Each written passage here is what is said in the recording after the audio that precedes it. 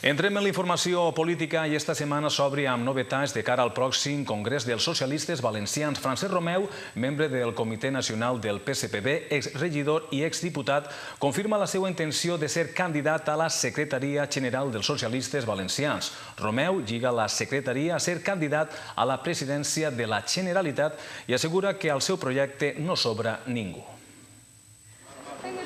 És Francesc Romeu, 33 anys, és regidor i tinent d'alcalde de Silla, exdiputat i actual membre del Comitè Nacional del PSPB-PSOE, a més de president de la Fundació d'Estudis Jaime Vera.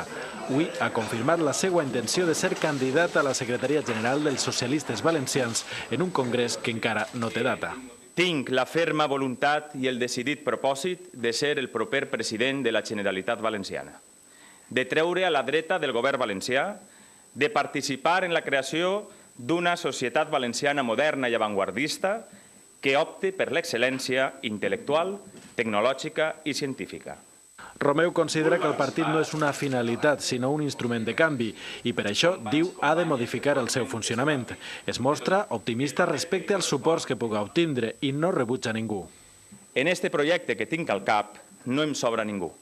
Els companys i les companyes en experiència acumulada per la seva tasca, acció i experiència tenen que retornar a l'organització part del que ésta els ha donat. Anuncia una campanya en clau de futur i assegura que en ella no parlarà dels que fins ara s'han postulat també com a candidats Jorge Alarte i Joaquim Puig.